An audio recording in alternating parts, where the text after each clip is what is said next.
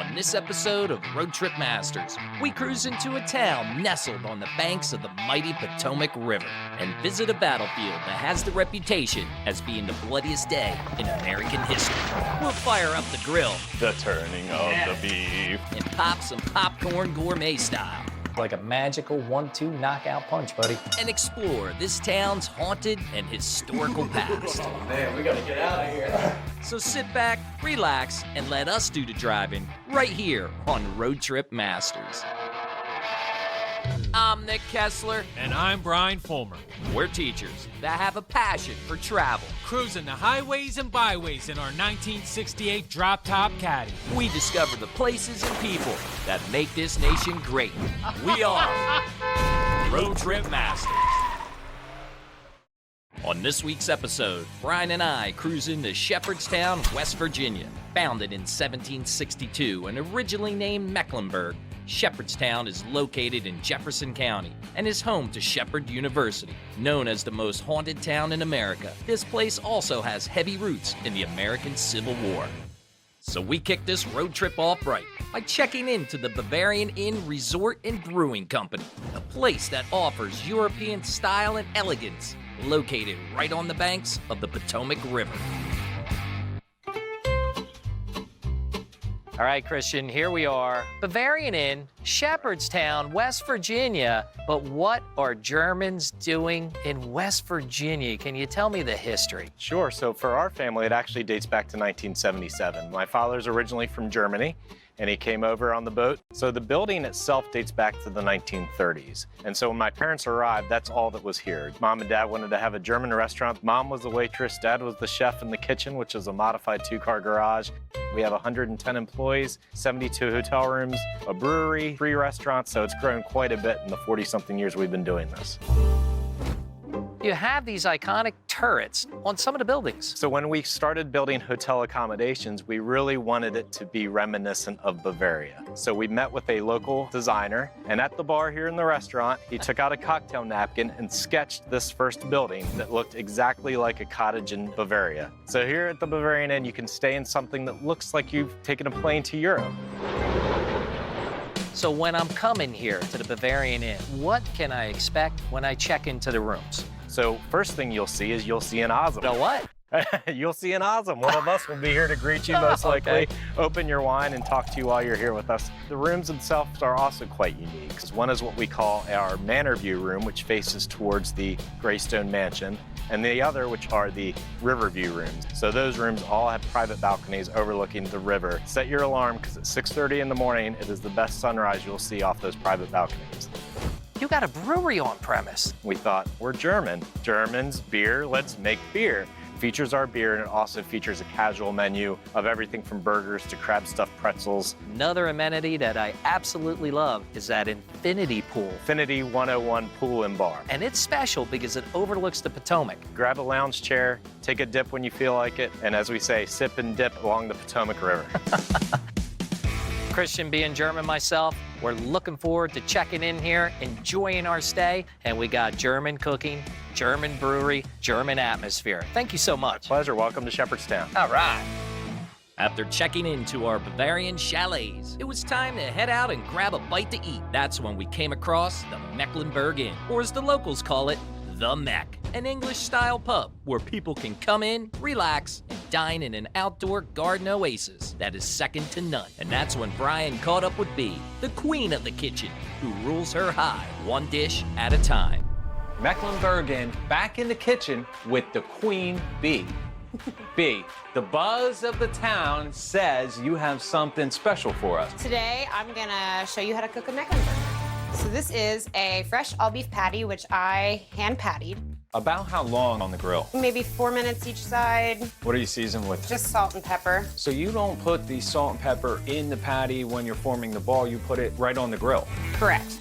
While we let the burger do its thing, it was time to get the bacon on the pan and in the oven to get its sizzle on. But the Mecklenburger doesn't stop there, because this masterpiece of meat packs a 1-2 punch combination that consists of portobello and onions that are sauteed in a white wine garlic sauce. And then comes the almighty fried egg, delicately cracked and cooked to perfection. Bee, how hot's that grill? Very hot. I just want you to be careful. B, would you say that you have to be careful that you don't overcook the burger? B, would you say that you have to beware of the heat going too much into the burger on one side? Okay. Okay. Okay, All right. I'm sorry. How many B jokes have you ever heard? I'm gonna flip the burger now, y'all. Little turny turn. A twist? A shimmy? Yeah. Next came the cheese, and after that melted, it was time to begin the building of the Mecklenburger. This is the finale. What do you have for us? Okay, so on your toasted bun, go in with some mayo, ketchup, and mustard, pickles. I like a lot of pickles. Lettuce, some tomatoes. Burger goes on top of the lettuce. Bacon on that. Mushrooms and onions. Finally, a fried egg. Voila. B, the burger's so big, it takes up the whole basket. Imagine trying to fit it in your mouth. I'm gonna have that problem in a couple minutes. All right, Brian, you got us some massive burgers. I'm ready to dive right into this. I don't even know if I could fit my mouth on this thing. Holy Louie. Wow. That, my friend, is a juicy burger. A signature dish. I'm currently in the beehive, and it is hot in here. I am sweating. Just outside Shepherdstown city limits lies the battlefield of Antietam. Located in the neighboring state of Maryland, Antietam is known for being the bloodiest day in American history. This battle was fought between the North and the South on September 17, 1862, and was a major turning point in the American Civil War. Brian and I just had to understand more about this tragic day, and that's when we sought the guidance and wisdom of Keith, a ranger for the National Park Service. All right, Keith, here we are, the cornfield. Everything starts right behind us, correct? It was foggy and damp and cool that morning. Right through the corn, you could just see the bayonets glistening at the top of the corn. The Confederates are in the fields waiting for them to appear. Artillery actually began the battle. There were 520 cannons here, fired 50,000 rounds of ammunition. That's literally crashing every foot of land. And then the infantry pops out at this fence. So how many casualties right here in the cornfield? 10,000 in 4 hours, 10,000 killed in a half-mile radius. That's 2,500 an hour. Yes, this is the worst place in American military history. As the battle waged on, the Union forces turned south to an old country farm lane known as the Sunken Road. Well, this is maybe the most dramatic spot on the battlefields. Confederates get down in this road and use it as a ready-made fort, just waiting for the Union soldiers to attack. The first wave starts to arrive, commanded by William Henry French. He does have one problem here. 70% of his soldiers have never been in a battle, been in the Army less than 2 weeks. And here they come. If you look to the north, there's this beautiful crest of a hill, and the first thing you'll see are the eagles of flagstaffs. Then slowly the national colors coming into view. Then the blue hats, the curious eyes, the terrified faces, the chests, the stomachs. And when these Confederates could see that big, shiny brass buckle with U.S. on it, every commander of the lane screamed, "Fire!" And it's like a massive bolt of lightning that takes out almost every soldier in the Union line of battle. Literally, the bodies would be piling up from the killed and wounded in the field. The total number of casualties in this combat is about 5,000 in 3 hours, killed and wounded. The only thing they did from those 3 hours was change the name from the Sunken Road, forever known as Bloody Lane. As our tour continued on, Keith had another stop for us, Burnside Bridge, named after the Union commander Ambrose Burnside. It was here in the early afternoon where 8,000 Union soldiers attempted to cross the 12-foot wide bridge and take the high ground held by the Confederate forces on the other side. By 3 o'clock, Burnside successfully crosses the creek and creates a battle line 1 mile wide. It seems victory is well within reach. But is it? And right when it looked like its worst moments for Lee, he's about to lose control of the battlefield, the last of Lee's army makes it here from Harper's Ferry under the command of General Ambrose Powell Hill, who crashes into Burnside's left flank and drives him back to the bridge. And the battle slowly fades right around 5:30, like a shower, the last few drops, the last few cracks of rifle fire. The day is finally done. As our tour winds down of the bloodiest day in American history, we had one more stop. the National Cemetery. Well, these 11 acres are what I would say the most sacred ground on the battlefield, because this is the final resting place for 4,776 Union soldiers from this battle and any other battle within about a 75-mile radius. How did this battle change the rest of the Civil War? Well, I always tell people that there's three most important outcomes that every visitor should remember. And the first is that the battle ended the first invasion of the North by the Confederacy. That victory gave Abraham Lincoln the opportunity to issue the Emancipation Proclamation, change the nation forever. The American Civil War now is not just going to be about reunification of the nation, it's now also going to be about freedom for 4 million Americans. Here on this field, 23,000 killed, wounded, or missing. That's the cost of freedom to create the beautiful free nation that we love and enjoy today. Keith, thank you so much. Your passion, your dedication is unprecedented. Well, thank you. This is a very special place that we want people to visit. We want to get our story out there, and you guys have been awesome. Not too often I get to ride around in a convertible Cadillac. I had a great day, too. As they were trying to climb up it, you do it. Go ahead.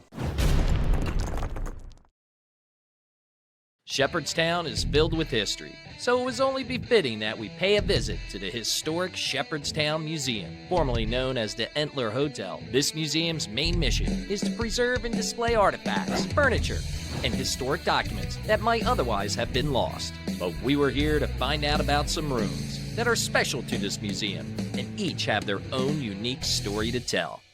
All right, Brian, here we are, historic Shepherdstown Museum. Now, we're in this room and starting our tour here. We're basically stepping back in time. This is what it would have looked like 200 years ago, right? Pretty much so. I don't think they would have had all the clocks here, but yeah. Well, let me tell you, first off, this is done up as the gentleman's parlor would have been about 1840. So after you had your delicious meal at the restaurant next door, the gentleman would come up here, smoke their cigars. The ladies would retire to the back parlor over here. And it's done up with furniture and pieces that were made right here in Shepherdstown.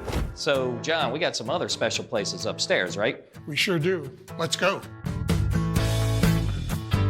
John, we're in what I would like to call the mail room. That's what we call it, yeah. Makes sense. Back about 1890, Congress decided that the rural population needed to have mail delivery. The Postmaster General back in 1890 was a man named William Wilson, and he was a local guy.